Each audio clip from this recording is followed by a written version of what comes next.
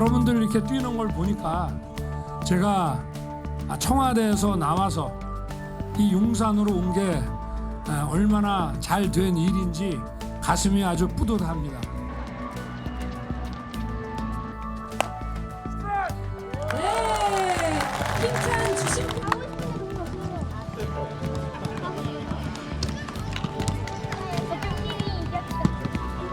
우리나라의 미래가 여러분에게 있고 또 우리나라의 미래가 축구장에서 시작된다고 저는 생각합니다.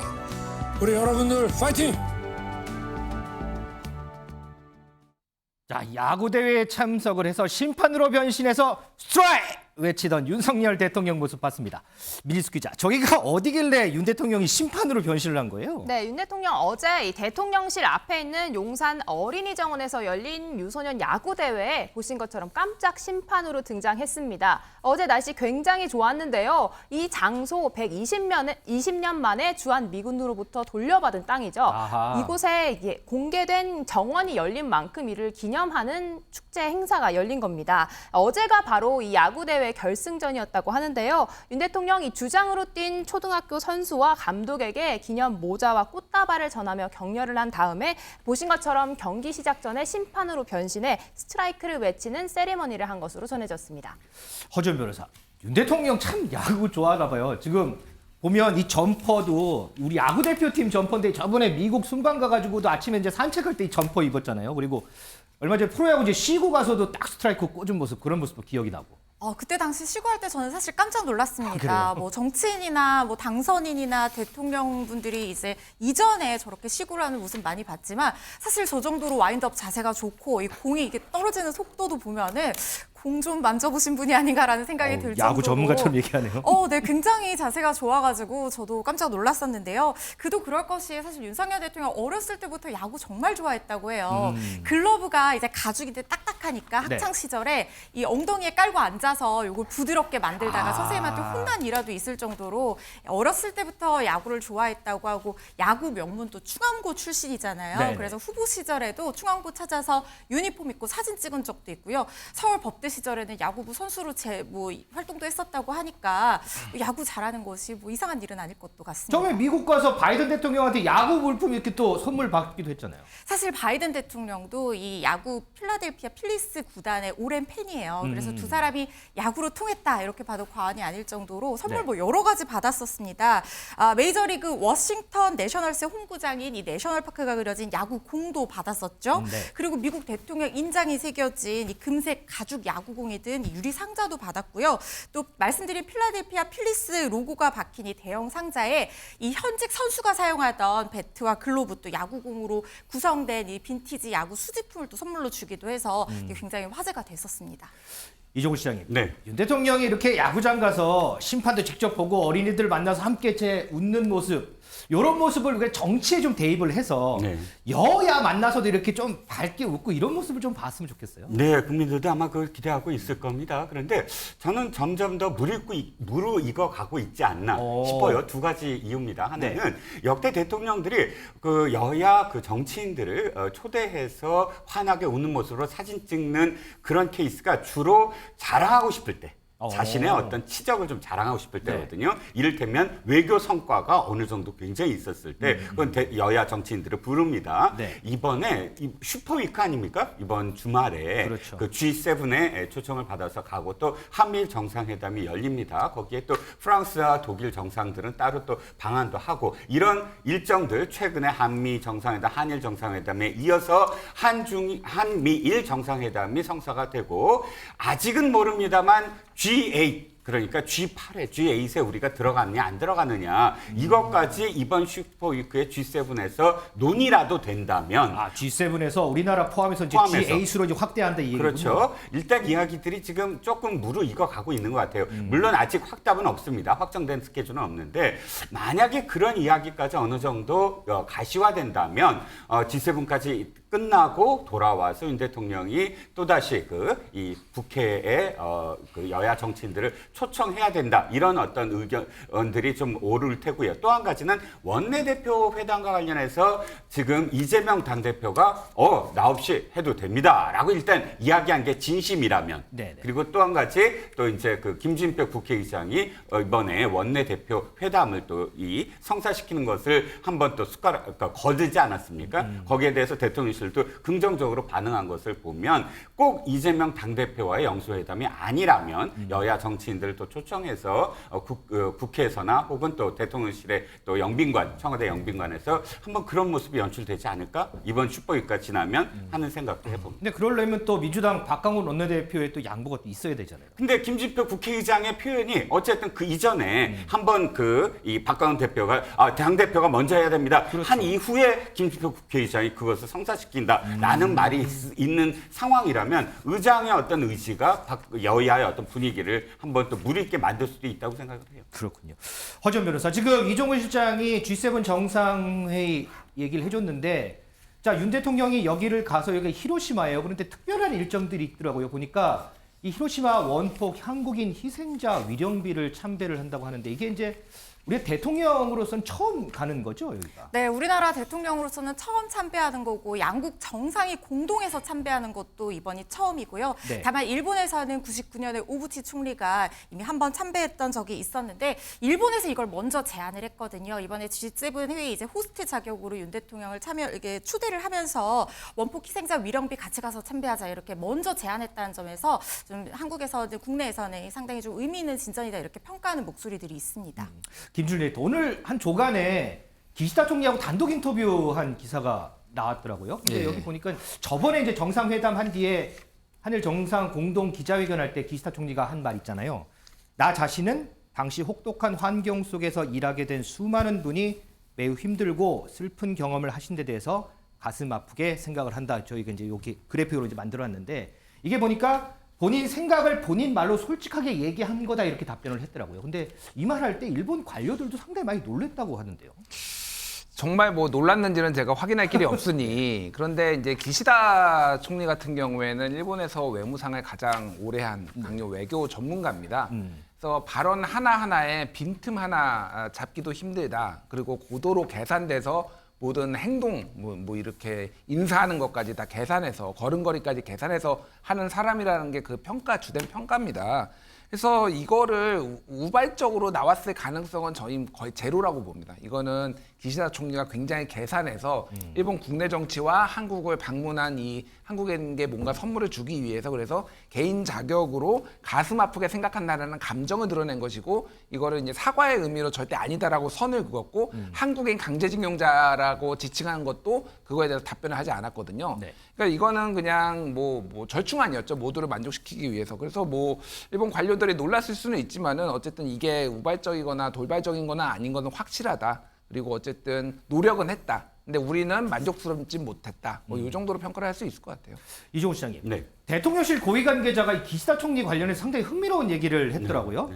요 아까 좀 전에 있던 좀 보여주실래요? 자, 지난해 9월에 만난 기시다 총리와 지난 3월 일본에서 만난 기시다 총리 그리고 이번에 5월 한국에서 만난 기시다 총리는 다른 사람이라는 생각이 들 정도다 이런 얘기를 했는데 네. 이거 어떻게 좀 해석을 좀 해주세요 이거. 자, 일단 저는 9월, 3월, 5월에서 3월이 좀 의아스러웠어요. 어떤 그래요? 상황이냐면 네. 9월엔 사실상 이제 한일 정상들이 서로 바뀌면서 처음으로 만난 자리고 아무런 어떤 서로 간에 카드를 내밀지 않았어요. 네. 그렇기 때문에 서로 사실 굉장히 많은 숙제들이 남겨진 어떤 부분이기 때문에 우리가 봤을 때 기시다 총리는 굉장히 거리가 먼 그런 느낌이었을 그 테고. 당시에. 근데 이제 핵심은 3월이거든요. 3월은 분명히 우리 쪽에서 제안을 하고 한일 정상 일본으로 간 겁니다. 근데 그런 제안을 했음에도 불구하고 기시다 총리가 아직도 경계를 풀지 않았다. 완벽하게 풀지 않았다는 겁니다. 그래서 일본에서 만난 기시다 역시 9월보다 그 3월이랑 큰 차이가 없었다. 이런 느낌이었을 텐데 문제는 5월에 만난 기시다가 바뀌었다. 그 말을 하고 싶었던 거예요. 5월에 만난 즉 그러니까 일본에서 우리나라에 왔을 때 즉 기시다 총리는 이제 선물을 줘야 된다라는 국내의 압박을 받고 있었거든요. 왜냐하면 그 구를 빼놓고는 윤석열 대통령이 그렇게 결단을 했는데 안에서 야당과 또 일부 언론에 굉장히 공격을 받고 있어서 총리가 도와주지 않으면 한일 관계는 또다시 원점으로 되돌아갈 수 있다. 이런 압박을 받고 있었던 차에 일본 총리가 그럼 내가 우리도 상응하는 무엇인가를 내놔야 된다라는 마음으로 우리나라에 왔고 그리고 그 모습을 보면서 3월에서 5월이 확실히 차이가 나는구나. 기사 총리가 완전히 이제는 윤 대통령의 어떤 진심을 어느 정도 받아들인 게 아니냐라는 뜻을 지금 대통령실에서는 아마 설명을 한 것 같습니다. 허준 변호사, 지금 이종구 시장 설명을 들으면 어쨌든 한일 양국의 정상 간에는 상당히 훈풍이 불고 있는 것 같아요. 그런데 이 훈풍의 분위기가 윤석열 대통령 지지율에도 좀 반영이 되는 거 아닌가 싶기도 하고요. 네, 지지율이 지금 3주 연속 상승했다는 이 리얼미터 조사 결과가 있었는데요. 지금 바로 저기 나오는 화면에 보실 텐데 지금 3주 연속 계속 상승해서 긍정 지지도가 지금 36.8% 기록을 했거든요. 네. 그러니까 30%대도 미치지 못한다 이런 얘기도 나온 적이 있었는데 지금은 계속해서 지금 36.8%까지 이렇게 올라왔으니까 지지율이 굉장히 지금은 호재를 만났다 이렇게 볼 수 있을 것 같습니다. 사실 그동안 어떤 외교 무대에서 연이은 괜찮은 모습을 좀 보여줘서 네. 이미지가 상당히 굉장히 좋아졌던 것도 반영이 된 것 같고요. 그리고 또 지금 국민의힘 윤리위에서 징계 절차를 이제 이행을 함으로써 이 부분에 대해서 당내 지도부에 대한 어떤 불신 이런 것들 논란이 해소가 됐지 않습니까? 이런 것들도 영향을 미친 것 같고 또 G7에 참석하는 것도 앞으로 또 호재로 작용할 가능성도 있기 때문에 네. 앞으로 지지율이 40%대를 넘을 수 있을지도 좀 주목되는 부분입니다. 자, 오늘 19일부터 열리는 G7 정상회의, 여기에 참석하는 윤석열 대통령이 또 어떤 외교적 성과를 들고 올지 이 부분은 저희가 좀 더 지켜보도록 하고요. 전직 대통령 관련해서 하나만 좀 짚어보겠습니다. 이명박 전 대통령이요, 오늘 모처럼 공개 행보를 가졌습니다. 어디서 공개 행보 가졌을까요? 영상으로 좀 보겠습니다. 오늘이 세 번째 외부 공개 행사인데 관련해서 공개 행사인가? 뭐 공개 행사라고 무슨 특별히 무슨 계획을 한 것도 아니고. 일각에선 총선 앞두시고 공개 행보 시작하시려는 정치활동 재개한 거라는 해석이 나오는데요. 나는 총선에도 나는 관심이 없고 나는 이제 나라가 잘 됐으면 좋겠다. 국가 원로시잖아요. 최근 전국에 대해서 그냥 한 말씀 좀 해주신다. 어떻게 보면 어려울 때니까 정말 좀 모아줘야죠. 자, 최근에 세 번째로 공개 행사를 가진 이명박 전 대통령, 오늘은 본인의 치적으로 대표될 만하죠. 청계천을 찾았습니다.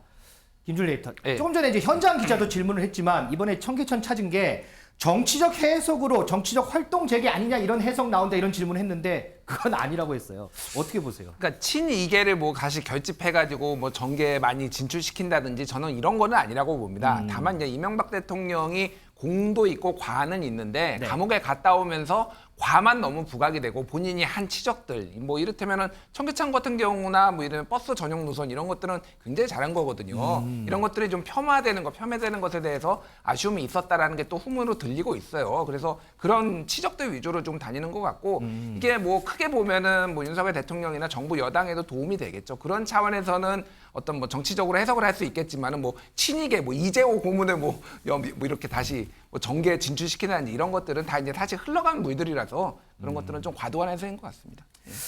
자, 뭐 어디 보도에는 또 오늘 청계천을 찾은 이명박 대통령이 입은 점퍼 이게 또 얼마짜리다 뭐 이런 보도도 나오는데, 자, 어쨌든 뭐 총선 이제 1년도 채 남지 않았습니다. 오늘 이명박 대통령은 딱 선을 그었지만 그래도 보면 정치인들 행보들이 요즘에 여기저기 많이 보이는 것 같은데 과연 이걸 의식하는 걸까요? 한번 저희도 좀 지켜보도록 하겠습니다.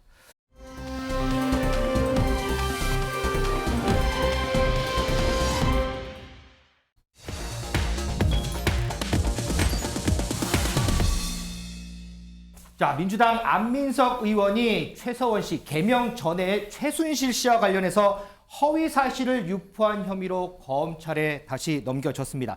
지난 2016년 11월입니다. 어느 한 방송, 라디오 방송에 출연해서요. 독일 검찰이 독일 내 최순실 재산을 추적 중인데 돈 세탁 규모가 수조 원대다 이렇게 얘기한 게 허위 사실 유포라는 게 경찰의 판단입니다. 그런데 그 다음 해에요.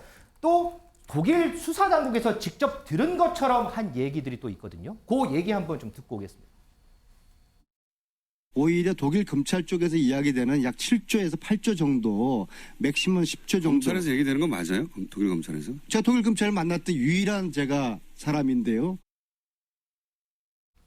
자, 이종훈 실장. 지금 이제 안민석 의원이 이제 계속해서 한 얘기, 독일의 최서원 씨 재산이 수조 원대가 있고 이걸 독일 검찰한테 내가 들은 적도 있다라고 한 얘기. 근데 결국에 경찰 판단하기로는 이거는 사실이 아니다 이렇게 판단을 하는 거잖아요. 네, 그렇습니다.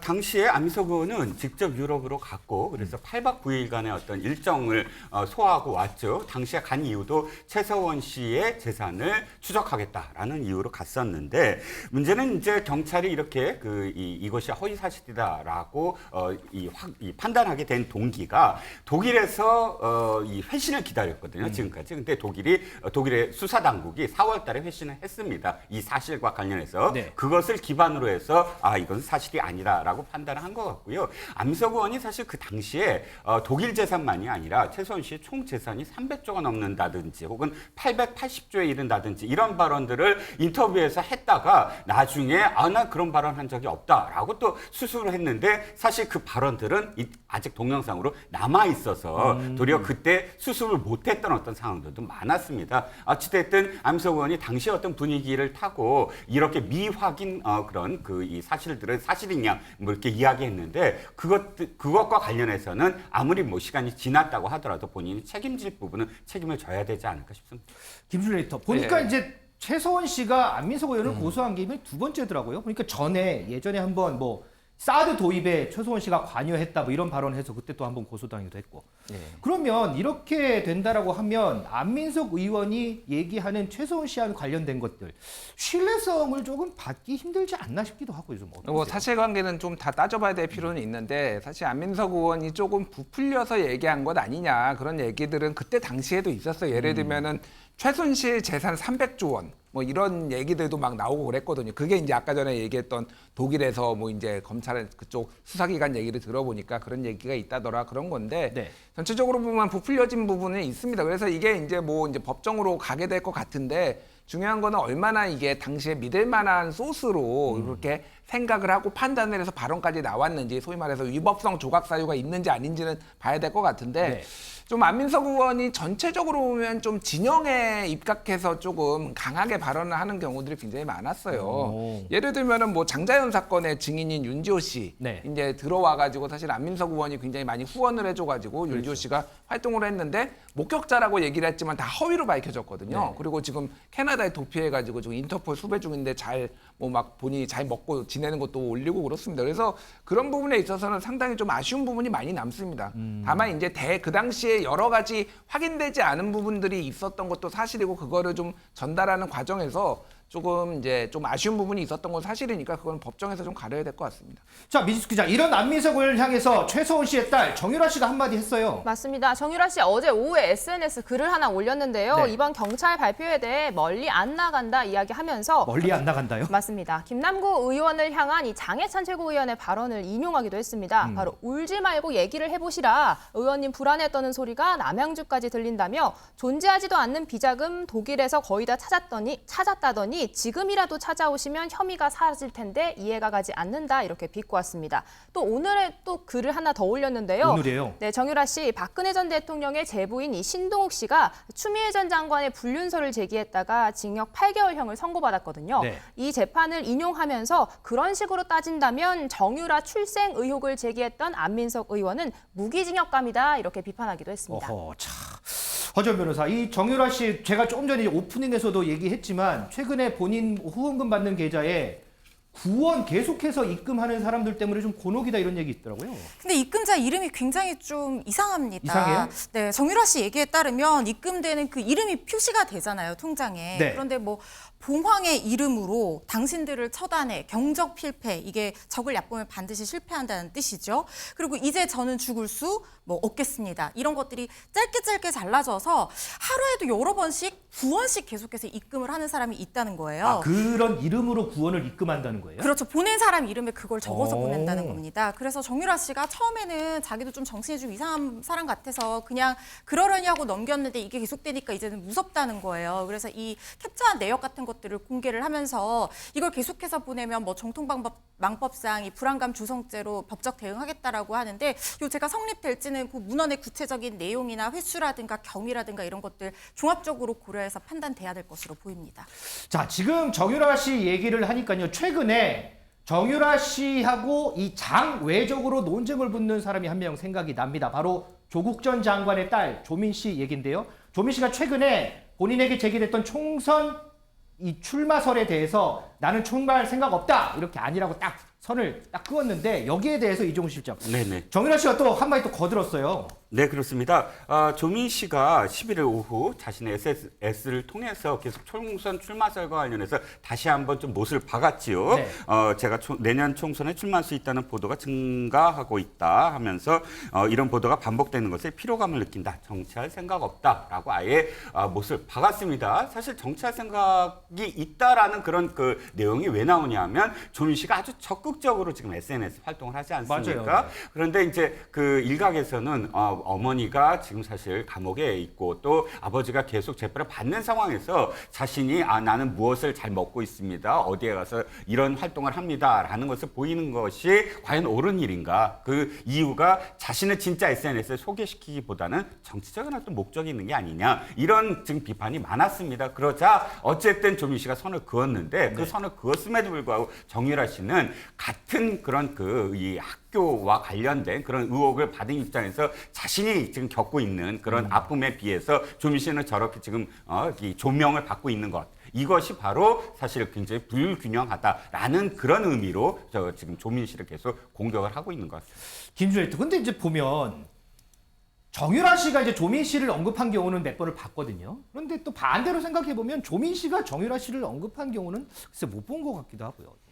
굳이 언급할 이유가 없다라고 판단하는 것 같습니다. 그러니까 정유라 씨는 본인이 더 억울하게 당했다라고 하는 거니까 조민하고 비교를 하려는 것 같고 조민 씨는 뭐 굳이 비교를 할 이유가 없다라는 건데 일단 조민 출마설 같은 경우에는 저는 좀 황당한 쪽에 속한다고 봅니다. 황당하다고 보세요? 왜 그러냐면 이게 이 과정을 보면은 사실은 조국 전 장관 출마설은 심평 변호사가 그 윤석열 대통령이 한때 멘토였던 심평 변호사가 인터뷰하면서 언급을 했거든요. 그렇죠, 맞아요. 관악을로 이사를 했다, 뭐 등등등 해가지고 그 다음에 이제 벚구전 산책, 북콘서트 하면서 계속 활발히 활동을 하니 그러니까 나오려는 거 아니냐 그리고 이 기자들이 물어보니까 모호하게 답변하니까 이게 커졌는데 맞아요. 조민 같은 경우에는 사실은 본인이 그런 거를 얘기를 한 적이 없고 딱 유독 하나 나오는 거는 아빠랑 같이 북콘서트 나온 거 그리고 SNS 이제 연 거 이거거든요. 여기에까지 이제 나가는 거는 좀 사실 많이 소설. 근데 최근에 언급 많이 하던데 얼마 전에 보니까는 박지원 전 국정원장도 언급하기도 하고요. 그러니까 이게 바깥에서는 계속 이렇게 커지고 있는데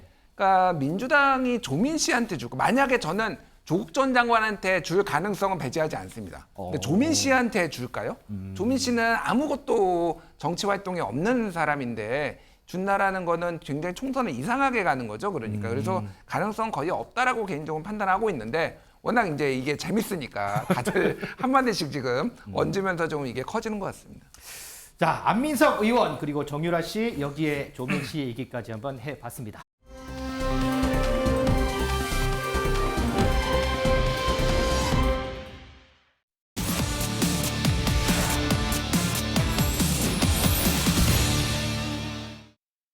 네, 뉴플리 오늘 제목은요. 수리수리 탈당수리 잠시만 안녕입니다. 코인 논란 9일 만인 어제 민주당 탈당한 이 김남국 의원 하루 만인 오늘 아침 유튜브 한 채널을 인터뷰를 통해서 추가 해명에 나섰는데요. 이 코인 무상 로비와 미공개 정보 이용 의혹 여기엔 사실이 아니다 법적 대응을 예고하면서도 상임위 중 투자 활동에 대해서는 이렇게 사과했습니다. 이게 상임위 시간 내냐 시간 외냐 이걸 떠나서 너무나 제가 잘못한 일이라고 생각이 됩니다. 그래서 이게 너무 소액이어서 이제 정확하게 기억을 못 하고 있고 액수가 이 정도 되면 얼마나 되는 거예요? 몇천 원 정도 몇천 원이요? 수준입니다. 네. 네, 하지만 김 의원 이 탈당을 결심하게 된 결정적인 이유를 설명하면서 이런 의미심장한 이야기를 덧붙였는데요.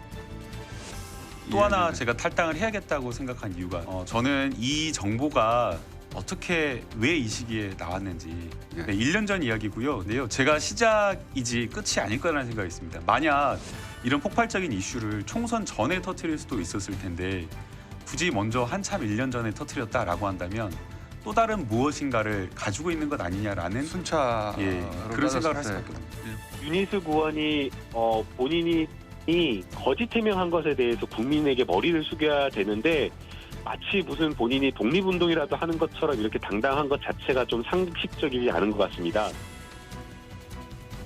네, 아직 이 진상조사 결과도 나오지 않았고 이재명 대표의 윤리감찰 지시 이틀 만인 어제 오전 10시 민주당 쇄신 의총을 불과 6시간 앞두고 이 SNS로 전격 탈당 선언을 한 김남국 의원.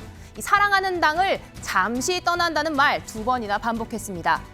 민주당은 전혀 몰랐다라는 반응이지만요. 여당은 짜고 친 탈당쇼라는 비판 이어가고 있습니다.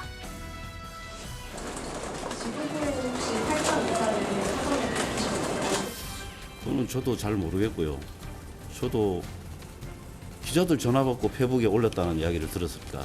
근데 어떤 경우에도 탈당을 막을 수는 없습니다. 우리나라 현재 법제상. 또다시 꼬리 자르기 탈당입니다. 이쯤 되면 민주당은 탈당이 면죄부받는 만능 치트키라도 되는 줄 아는 모양입니다. 65 코인 의혹의 김남국 의원은 뭐가 그리도 다급했는지 쇄신 의총을 2시간 앞두고 탈당 주랭당을 쳤습니다. 제대로 된 해명커녕 국민에 대한 사과와 반성 한마디도 없이 정치 공세를 부르짖으며 당을 향해 잠시만 안녕을 외쳤습니다. 네, 김 의원이 탈당 의사를 밝힌 뒤 실시간으로 여야 반응 뜨거웠습니다. 당장 여당에서는요, 더불어 도마뱀의 꼬리 자르기, 복당 예고편이다라는 비판이 쏟아졌고 민주당 내부에서도 누구 마음대로 들락날락 하겠다는 거냐며 탈당을 막아야 한다는 목소리가 나왔습니다. 일각에서는 책임 있는 모습이다, 이 탈당 자체는 의미가 있다 이런 이야기도 나왔는데요. 그래서 사실은 본인이 그렇게 자진 탈당을 선언한 것은 많은 분들께서 되게 가볍게 생각하시던데 저는 그렇게 생각하진 않아요. 그러니까 어찌 보면은 정치적 사망 선고를 스스로 내린 것이기도 하다는 생각도 들거든요. 네, 이런 가운데 김 의원 애정이 남아서일까요? 매각하겠다던 코인은 아직 계좌에 남아있고 탈당 선언을 한 이후에도 민주당 단체 대화방도 바로 나가지 않았다는데요.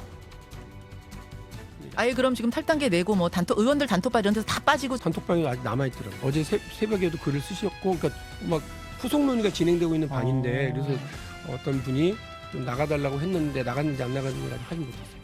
글쎄요, 그 배경이 저희가 궁금한 거죠. 네. 우선은 마술을 부릴 때 뭐 수리 마하수리 뭐 이런 얘기를 하는데 네. 늘 수리 탈당 수리 하면서 민주당은 탈당만 한다. 모든 예. 그 은폐를 탈당으로 하는 것 같은 생각이 좀 네. 들어요.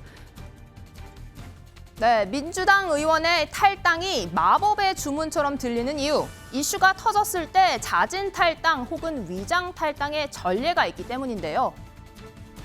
어제 탈당을 했는데 이게 과연 문제를 해결할 수 있는 방법이 되겠느냐. 오히려 김남국 의원이 탈당이라는 그 꼼수를 씀으로써 기존의 민주당이 뭐 바로 직전에 있었던 윤관석, 이성만, 송영길 의원의 탈당뿐만 아니라 그 전에 탈당의 흑역사들이 쭉 있지 않습니까?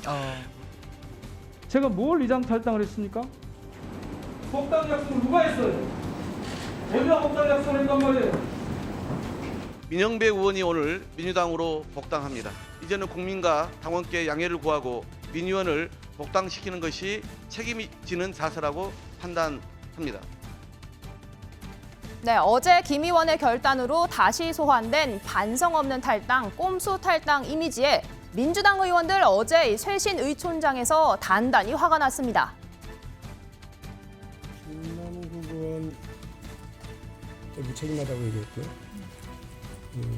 그 당의 진상조사가 진행되는 중에 이렇게 무책임하게 탈당 선언을 해버리고 당을 사랑한다라고 얘기를 하면서 당을 더 궁지로 모는 그런 일을 선택한 거에 대해서 화난다 이렇게 생각을 합니다.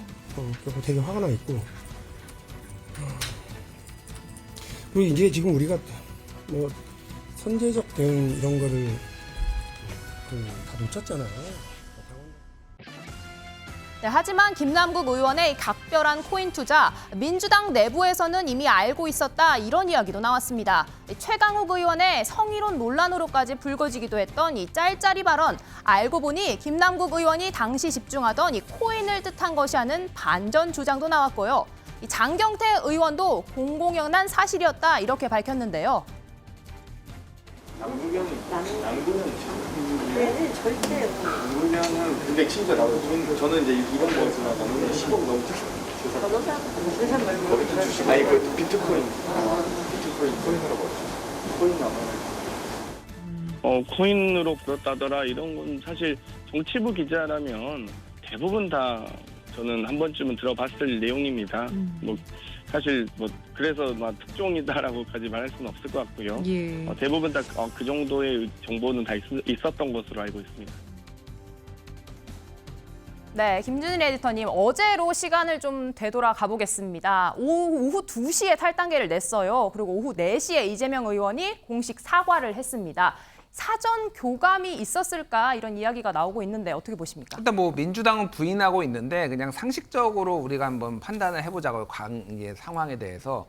김남국 의원은 이재명 대선 후보 수행실장을 했고요. 7인회 멤버 중에 한 명입니다. 소위 말하는 핵심 측근 중에 한 명이죠. 핵심 측근이 갑자기 탈당하겠다라고 하는데 정말 지도부하고 전혀 상의를 안 했을까요? 라는 게 많은 사람들, 네. 여당 국민들의 의구심이죠.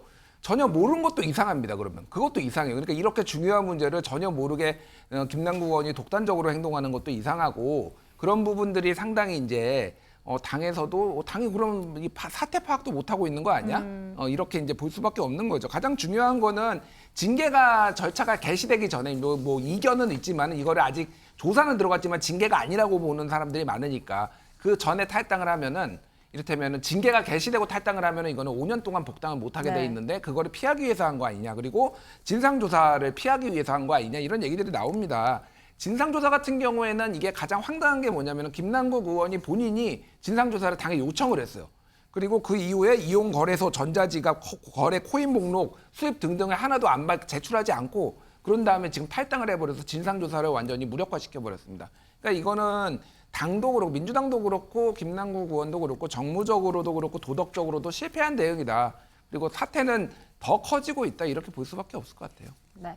이종근 실장님, 네. 당장 이 꼼수 탈당 이야기가 나오고 있는데요. 민주당 내부에서 이런 전례가 몇 번 있었기 때문일 것 같습니다. 김 의원도 내심 이걸 의식해서인지 잠시만이라는 단서를 단 것 같은데 어떻게 보셨습니까? 그렇죠. 잠시만이 더 사실은 국민들의 분노를 좀 자아낸 것 같아요. 왜냐하면 탈당이라는 건 아까 그 고민정 의원도 얘기했지만 무거워야 되거든요. 네. 가볍게 여겨서는 안 되죠. 이것이 정치적인 어떤 정말 자신이 이 탈당을 함으로써 내가 정말 반성을 하고 성찰을 하고 하는 행위여야 되는데 잠시만 갔다 오겠습니다. 이런 식의 표현처럼 느껴지잖아요. 그러니까 전혀 진심이 안 느껴지고 이제 곧 복당을 할 거다. 나는 모든 것들을 다 소명할 거다. 그리고 이 모든 것들은 윤석열 정부 내지는 한동훈 법무부 장관이 나를 음해하는 것이다. 라는 식의 어떤 논리를 또 김어준 이 방송에 나가서 한 것을 보면 지금 도리어 자신에게 9일 동안 해왔던 모든 의혹을 이렇게 정말 당당하게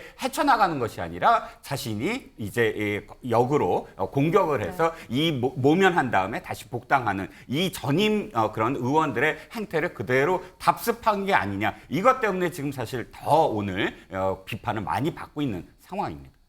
네. 이 김남국 의원이 탈당을 하게 되면서 당에 결국 핵심 자료를 제출하지 않았다는 점도 논란이 되고 있습니다. 앞서 김 의원은 세부 자료 모두 제출했다 이렇게 밝혔지만 당에서는 제출받지 못한 자료가 상당 부분 존재한다고 밝혔는데요. 관련된 목소리 들어보시죠. 제출 요청된 자료 중에 아직 제출받지 못한 부분들이 이제 상당히 존재했는데 그 중에는 이용 거래소 그리고 전자지갑, 거래 코인 종목, 수익 등 이런 거래 현황과 관련해서는 조사단이 관련된 요청 자료를 제출받지 못한 상황이었다라고 하는 점을 말씀을 드리겠습니다.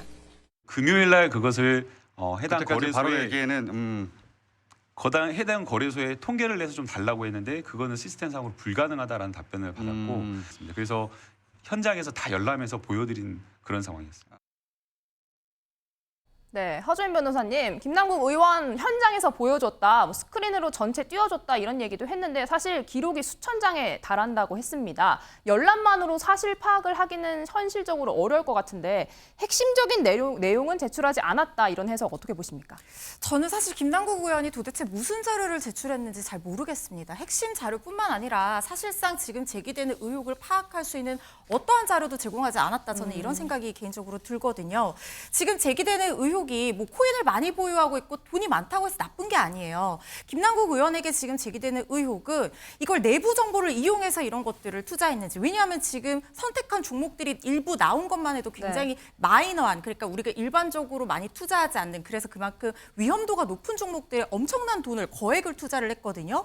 그리고 또 한 가지 문제가 되는 게 대가성 여부인데 P2E 게임, 그러니까 쉽게 말하면 게임 자산을 현실에서 돈으로 쓸 수 있는 이런 것들이 지금 사행성 때문에 불법인데 게임학회에서 이것 때문에 이제 P2E 게임 업체들이 국회의원들에게 입법 로비를 했다. 이걸 합법으로 만들어 달라고 이런 의혹도 제기를 했잖아요. 그렇다면 어떤 대가를 받고 이런 것들을 한 것이 아니냐, 뭐 이런 것들도 지금 제기가 의혹이 되고 있거든요. 그렇다면 결과적으로 파악해야 될 것은 거래 규모라든가 보유한 규모라든가 아니면 어떤 종목에 투자를 했는지, 그리고 지금 현금화된 자산은 얼마나 있는지 이런 거래 내역들, 흐름들을 볼 수가 있어야 되는데 그렇게 되면은 전자지갑을 제출해야 돼요. 전자지갑에 모든 그 흐름들이 다 기록이 되어 있거든요. 그런데 전자지갑도 제출하지 않고 이용 거래소도 제출하지 않고 뭐 투자한 종목이나 수익이나 남아있는 어떤 자산 이런 것들 아무것도 지금 내놓지 않고 있는 상황이거든요. 그리고 탈당을 해버린 거예요. 그렇다고 하면 사실 당 차원의 진상조사 처음에 안 한다고 했다가 이게 지금 당 내부에서도 반발이 많이 일어나니까 철저하게 끝까지 진상조사하겠다고 했지만 사실 당의 진상조사위원회가 어떤 강제수사권을 검찰처럼 가지고 있는 것은 아니지 않습니까? 그런데 김남국 의원이 떳떳하다고 하면 자기가 이거를 갖고 있는 걸 자기가 확인할 수 있어요. 그래서 그거를 자기가 그대로 모든 언론에 공개를 하면 이 의혹들은 해소가 될 수 있는 부분이 굉장히 많습니다.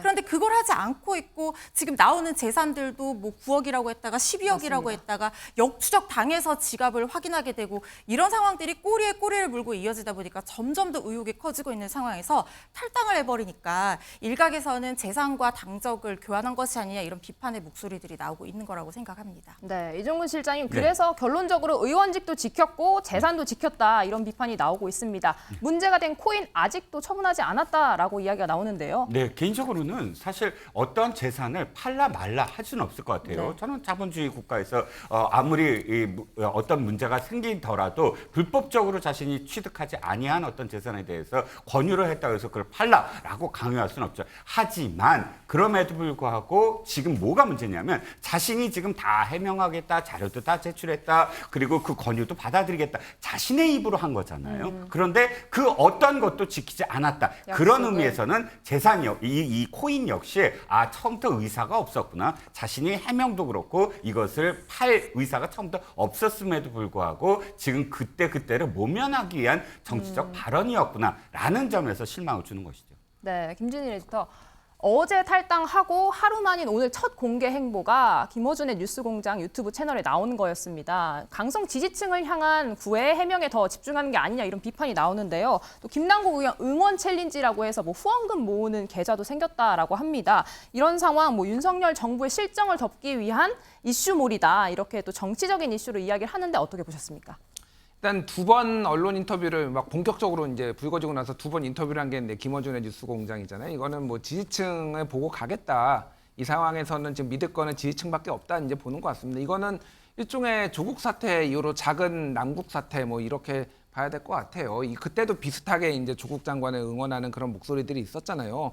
총체적 남국입니다. 지금 총체적 남국이고요. 이걸 사실 그러니까 뭐 그런 차원이 있다라고 하더라도 이를테면은 왜 어떻게 이렇게 정보가 유출됐는지에 대해서 조금 살펴볼 부분이 있더라도 지금은 먼저 사과와 반성이 조금 선행돼야 되는 거 아니냐. 이게 지지층만 보고 가다가는 국민들하고 좀 괴리가 많이 돼서 굉장히 당이 어려워지지 않을까 그렇게 보여집니다. 네, 말씀 잘 들었습니다. 제가 준비한 코너는 여기까지고요.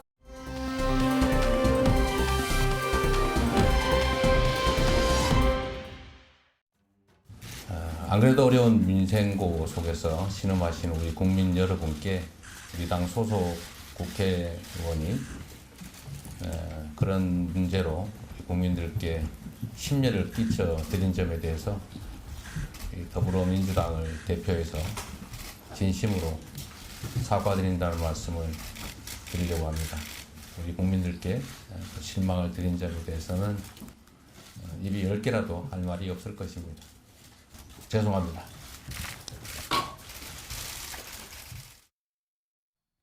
자, 민주당 어제 밤 늦은 시간까지 의원총회를 열었습니다. 앞서 뉴플리에서 짚어봤던 김남국 의원과 관련한 난상토론 외에도요, 당 지도부에 대한 비판의 목소리가 많이 나왔다고 합니다. 조금 전에 이재명 대표의 사과 얘기 좀 듣고 오셨는데요. 민지숙 기자, 들어보니까 당 지도부 특히나 이재명 대표에 대한 성토 얘기가 참 많았다고 하더라고요. 맞습니다. 돈봉투 의혹 때나 김남국 의원 코인 사태 때나 지도부의 미온적인 대응 너무 늦었다 이런 비판이 쏟아졌다고 합니다. 네. 6시간 가까이 열린 어제 쇄신 의총장에서 이재명 대표 재신임까지 물을 일이다 이런 비판이 나왔다고 하는데요. 이런 발언에 대해 일부 친이계 의원이 반발해서 당이 자성한다면서 한 사람씩 쳐낸다면 윤석열 정권과 싸울 때 누가 앞장서겠냐며 이런 불쾌감을 드러내기도 했다고 합니다. 여기에 대해서 또 비명계 서른 의원이 이 대표가 당 대표직을 내려놓아야 한다 이렇게 못 박아 비판을 했다라고 전해졌습니다. 이런 분위기 가운데 이재명 대표 본인은 거취 표명 요구에 침묵한 것으로 전해졌습니다.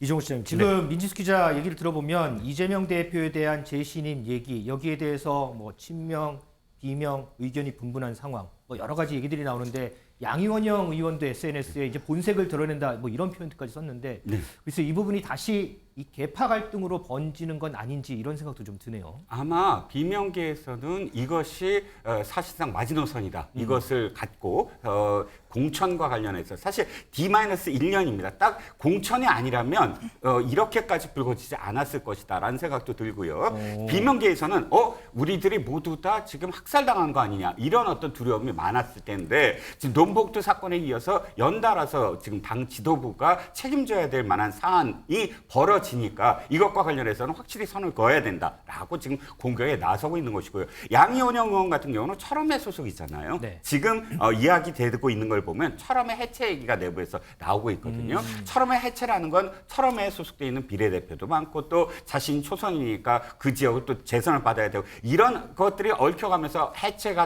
해체를 당하게 될 경우 사실 해체라는 이유는 그만큼의 어떤 해당 행위를 했다는 뜻이고 그러면 나중에 경선을 하거나 이럴 때 분명히 페널티를 받을 것이다. 이런 것들이 사실상 많이 얽히면서 이제 더 이상 물러설 수 없다라는 그런 식의 비명과 친명의 어떤 그런 전쟁, 내전 이렇게까지 올라갈 가능성도 지금 보이는 것이죠. 그래서 본색을 드러낸다. 이 본색이라는 게 함의하는 것은 바로 그런 의미라고 볼 수가 있겠죠.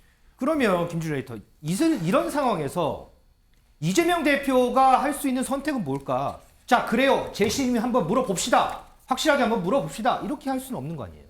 그러니까 어제 의총 분위기를 좀 의원 몇 분한테 들었는데 사실은 이재명 대표에 대해서 강하게 문제 제기를 하는 분위기는 아니었다고 합니다. 사실 서른 의원이 사퇴하라라고 얘기한 거는 좀 뜬금없었다라는 거고 이재명 대표의 재신임 얘기도 그런 거였어. 그러니까 지금 사법 리스크가 있으니까 이거를 이대로 가려면 다 질이 멸렬하니 오히려 이 지금 위기 상황을 좀 단호하게 대응을 해서 이런 걸 극복을 하고 재신임을 받으면 오히려 롱런할 수 있지 않겠느냐 이런 취지로 얘기를 했다는 의원들이 많다라는 거예요. 근데 이게 지금 이제 당내 계파 갈등으로 조금 이제 불거지고 있는 상황입니다. 근데 지금 가장 중요한 거는 본인이 사법 리스크에 있으니까 미온적으로 대처하는 것 아니냐라는 여당의 비판과 일각의 시선에 대해서 단호하게 좀 끊어내는 부분, 특히 김남국 건 같은 경우에는 상당히 여론이 안 좋잖아요. 근데 이 건까지 사실 어저께 이런 식으로 미온적으로 대처를 하면서 굉장히 조금 오히려 사법 리스크보다 이 김남국 리스크로 인해서 뭐 이재명 대표의 지위가 좀 더 흔들리는 거 아니냐 이런 평가들이 좀 나오고 있어요. 그래서 이거는 본인이 좀 이게 자초한 일인 것 같아요. 지금 상황을 보면 어쨌든 좀 더 좀 지켜봐야 될 것 같습니다. 그런데 그런 측면에서 어제 의총 통해서 5대 쇄신한다면 결의문 채택을 했잖아요. 여기 이제 5가지 5대 쇄신이 있는데 뭐 당의 책임 회피하지 않고 윤리 규범 엄격히 적용하고 뭐 국회의원의 재산 투명성 강화하고 뭐 5가지 했어요. 그런데 일부 비명계에서는 아니 우리는 제일 첫 번째에 의원직 제명할 수 있는 국회 윤리에다가 김남국 의원 제소하겠다 이거 들어가 있을 줄 알았는데 이거 하나도 없더라 이렇게 지금 반발하거든요. 이것도 그러니까 좀 미스테리입니다. 그러니까 어제 의원들이 윤리특위에 제소하는 것을 얘기하는 게 일부가 아니라 뭐 전체적인 분위기는 모든 의원이 다 발언한 건 아니니까 그런데 그렇죠. 과반 이상 분위기였다라고 해요. 그걸 넣어야 된다라고 얘기한 게 왜냐하면은 진상조사가 안 돼 버리니까요. 지금 그렇죠. 그러니까 그 부분을 강제할 수 있게 그 부분까지 그리고 국민의힘이 했다라고 해서 우리가 안 할 이유가 없다. 이 부분은 분명히 뭐 이해관계 충돌까지는 아직 조사를 해봐야 되지만 최소한 품위 유지에 있어서는 이렇게 의정활동하면서 한 거는 이건 문제가 있다라고 했는데 이게 박광원 원내대표가 발표하면서 이제 빠져버렸다라는 거예요. 그래서 이 부분에 있어서 지금 의원들이 굉장히 부글부글 끓고 있습니다. 네. 그래서 이것도 결국은 뭐 원인이 뭐가 됐든 이재명 사법 리스크 때문에 그런 것 아니냐로 해석이 돼버리는 거예요. 그렇죠. 그러니까 사실 박광원 원내대표가 좀 중재파라서 여러 의원들 거를 좀 종합해가지고 갈등을 최소화하려고 했을 가능성도 있는데 결과적으로 보면 이재명 방탄이다 프레임에 벗어나지 못하니까 이게 이재명 대표의 리더십에 오히려 지금 좀 잘못된, 그러니까 치명타를 주는 상황이고 그래서 아까 전에 제가 정무적으로도 굉장히 잘못된 판단이었다. 지금 이 맞아요. 상황 자체가 그렇게 지금 흘러가고 있는 것 같습니다. 뭐 어떻게 해도 시선인지 일로 몰랄 수밖에 없군요. 자, 근데 오늘 아침에 보니까요. 오늘 국민의힘 그리고 민주당 각각 최고위원을 했는데 각각의 장소에서 이 국회의원 전수조사 놓고서 김기현 대표, 이재명 대표 서로를 거론하면서 논쟁을 붙었습니다. 그 목소리 좀 듣고 오겠습니다. 만약 끝까지 버틴다면 국회의원직을 박탈하도록 해야 합니다. 위선의 끝판왕 김남국 의원에게서 뒤통수를 맞은 국민들의 분노가 들끓고 있습니다. 아니면 혹시 이재명 대표 스스로도 김남국 의원의 코치에 따라 코인 투자를 하면서 투기를 했던 적이 있었기 때문은 아닌지조차도 궁금합니다. 대표님, 김기현 대표가 이재명 대표님께서도 코인 투자한 거 아니냐 이런 말씀하셨는데 이에 대한 입장 있으실까요? 그런 의심이 들면 우리가 제안한 대로 여야 의원들 전수조사를 즉각 실시하기를 요청드립니다. 내가 보기에는 김기현 대표나 그 측근들이 코인 많이 가지고 있지 않을까 하는 생각이 들긴 하네요. 그런 얘기하는 걸 보면. 권익위 통해서 전수조사해야 된다고 보시나요? 자, 한편 민주당 김남국 의원은 탈당을 했지만 계속해서 조사는 이어가겠다 이런 뜻을 밝혔습니다. 그런데 많은 분들이 의아해합니다. 허준 변호사. 조사는 한다고 하는데 어쨌든 당사자는 탈당을 해버렸고 탈당한 그 당사자가 이 조사에 협조를 해줄 리도 만무하고 협조를 해줄 의무도 없는 거 아니냐 이런 얘기 참 많아요. 그렇죠. 말씀드린 것처럼 사실 당 차원의 진상조사단은요. 무슨 검찰 수사처럼 강제성이 있는 것이 아닙니다. 그리고 이제 어쨌든 공식적으로 당원이 아닌 상태잖아요. 네. 그런데 윤리위에서 김남국 의원의 동의나 협조 없이 이걸 강제적으로 제출하지 않는 자료를 가져와라 확인하자. 뭐 이렇게 할 수 있는 어떤 공식적인 절차는 없고 그래서도 법적으로는 안 되는 거죠. 그렇기 때문에 실제로 윤리위에서 나중에 뭔가 징계 절차를 개시를 하기 위해 어떤 진상조사가 계속해서 이어질 수 있다는 것이 사실상 실효성이 떨어지는 상황이고 거기다가 지금 김남국 의원은 뭐 법적 책임과 정치적 도의적 책임은 별개이다라고 하면서 법적 책임에 대해서는 계속해서 부인하고 있는 상황이거든요. 그렇기 때문에 당 차원의 진상조사가 계속 이어질 수 있을지는 저는 그 부분에 대해서는 좀 의문을 표하고 싶습니다. 자, 이종호 시장. 네. 그리고 또 한 가지 의문이 지금 당에서는 김남국 의원에 대한 징계 얘기도 나와요. 지금 당규 18조, 19조를 보면 탈당을 하더라도 뭐 제명하고 할 수 있고 뭐 이런 여러 가지 이제 징계 절차가 있는데 네. 이미 탈당을 해버렸는데 네. 지금 당에서 이렇게 징계 절차를 밟는 게 무슨 의미가 있느냐 이런 질문도 또 있거든요. 첫 번째 이제 18조부터 얘기하면 당규상에 이게 있어요. 징계 절차가 개시됐는데 그 징계를 회피할 목적으로 탈당한 사람. 네. 이것은 징계를 회피할 목적이 있으므로 그거를 제명을 한다. 그리고 이 탈당을 하는데 제명 사유를 넣어라. 이런 항목이 있거든요. 즉 징계 회피의 목적이라는 것 그리고 가장 중요한 건 징계 절차가 개시했느냐는 거예요. 그런데 이 해석을 두고 가장 사실 얘기해야 될 사람이 당대표거든요. 왜냐하면 당대표가 전격적으로 지시를 내렸어요. 윤리 감찰하라. 지시를 내렸다면 그 즉시 사실은 징계 절차가 개시됐다고 보는 사람들도 많거든요. 그걸 징계 절차로 볼 수 있는 겁니까? 그렇죠. 그러니까 징계를 감찰을 지시를 했다면 그 즉시 감찰단이 바로 이 돌입했다라고 유권 해석을 내릴 수도 있고요. 그러니까 제가 말씀드린 건 뭐냐면 이건 당대표가 사실은 분노를 했어야 될 문제다. 이재명 대표가 단순히 아유 제가 잘못했습니다. 이게 아니라